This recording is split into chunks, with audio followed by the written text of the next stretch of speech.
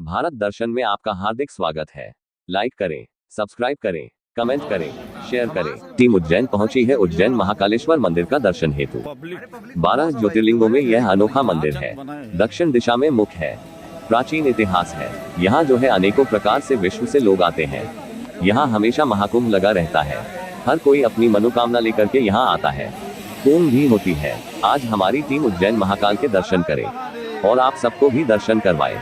यहाँ जो है हम सब अनेकों प्रकार से ट्रेन से, बस से, बाय रोड हम यहाँ आते हैं। यहाँ की अनेकों प्रकार की मान्यताएं हैं। यह मध्य प्रदेश में स्थित है। यहाँ मध्य प्रदेश में 2 ज्योतिर्लिंग है। 12 ज्योतिर्लिंगों में से 2 ज्योतिर्लिंग मध्य प्रदेश में, जिसमें हम आज उज्जैन स्टेशन स्थित थोड़ी दूर पर ये महाकालेश्वर मंदिर में हम सब जाएंगे और यहाँ बहुत ही अच्छी व्यवस्था है। मंदिर के प्रांगण में इस समय इतनी भीड़ नहीं है, जिसमें महाशिवरात्रि के दिन अपार भीड़ हो जाती है। दूर दूर से लोग आते हैं।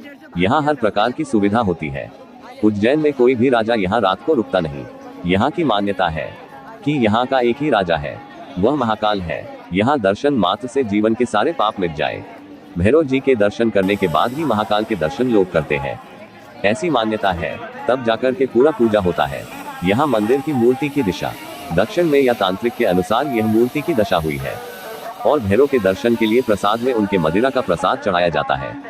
मान्यता है कि उनके दर्शन के बिना महाकाल का दर्शन अधूरा माना जाता है।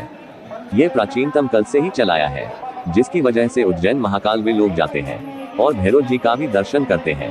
यहाँ जो है हम सब अनेकों प्रकार से ट्रेन से, बस से, बाय रोड हम यहाँ आते हैं। यहाँ की अनेकों प्रकार की मान्यताएं हैं। यह मध्य प्रदेश में स्थित है। यहाँ मध्य प्रदेश में 2 ज्योतिर्लिंग है। 12 ज्योतिर्लिंगों में से 2 ज्योतिर्लिंग मध्य प्रदेश में, जिसमें हम आज उज्जैन स्टेशन स्थित थोड़ी दूर पर ये महाकालेश्वर मंदिर में हम सब जाएंगे और यहाँ बहुत ही अच्छी व्यवस्था है। मंदिर के प्रांगण में इस समय इतनी भीड़ नहीं है, जिसमें महाशिवरात्रि के दिन अपार भीड़ हो जाती है। दूर दूर से लोग आते हैं। यहाँ हर प्रकार की सुविधा होती है। उज्जैन में कोई भी राजा यहाँ रात को रुकता नहीं। यहाँ की मान्यता है कि यहाँ का एक ही राजा है, वह महाकाल है। यहाँ दर्शन मात्र से जीवन के सारे पाप मिट जाए। भैरव जी के दर्शन करने के बाद ही महाकाल के दर्शन लोग करते हैं। ऐसी मान्यता है, तब जाकर के पूरा पूजा होता है। यहाँ मंदिर की मूर्ति की दिशा दक्षिण में या तांत्रिक के अनुसार यह मूर्ति की दशा हुई है और भैरव के दर्शन के लिए प्रसाद में उनके मदिरा का प्रसाद चढ़ाया जाता है।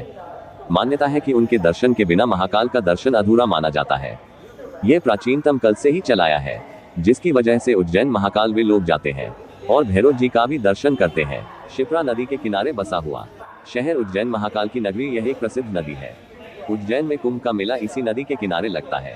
बरखेड़ा क्षिप्रा नदी चंबल नदी में मिल जाती है। राजस्थान और मध्य प्रदेश की सीमा स्थित है।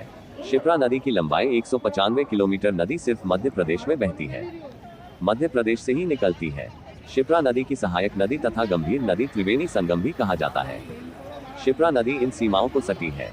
इंदौर, तर, उज्जैन, देवास, रतलाम, मंदसौर, महाकालेश्वर मंदिर, श्री राम घाट, संदीपक ऋषि आश्रम, ये सब किनारे पर बसे हुए धार्मिक स्थल, अनेकों तीर्थ स्थान ऐसे क्षिप्रा नदी के किनारे बने हुए हैं। क्षिप्रा नदी को माल क्षिप्रा नदी का कालिदास ने अपने साहित्य में कई बार उल्लेख किया है। क्षिप्रा नदी के तट पर महाकाल शिव की नगरी उज्जैन बसी हुई है। Parth motor sales and service, एक अनोखा विश्वास। पार्थ मोटर आपका हार्दिक स्वागत करते हैं। सभी प्रकार की 2 व्हीलर गाड़ियाँ, अपाची से लेकर के एक्टिवा, हर गाड़ियों के उपहार, हमेशा कुछ ऑफर, ग्राहकों की संतुष्टि। हमारा लक्ष्य ग्राहक की संतुष्टि, उसका नाम है पार्थ मोटर, कडोदरा 4 रास्ता पर। आप एक बार अवश्य पधारिए। नए नए ऑफर, नए नए उपहार के लाभ उठाए। फाइनेंस तत्काल जाए और गाड़ी घर ले जाए। पार्थ मोटर आपका हार्दिक स्वागत करते हैं। क्षिप्रा नदी के किनारे बसा हुआ शहर उज्जैन महाकाल की नगरी, यह एक प्रसिद्ध नदी है। उज्जैन में कुंभ का मेला इसी नदी के किनारे लगता है। बरखेड़ा क्षिप्रा नदी चंबल नदी में मिल जाती है। राजस्थान और मध्य प्रदेश की सीमा स्थित है।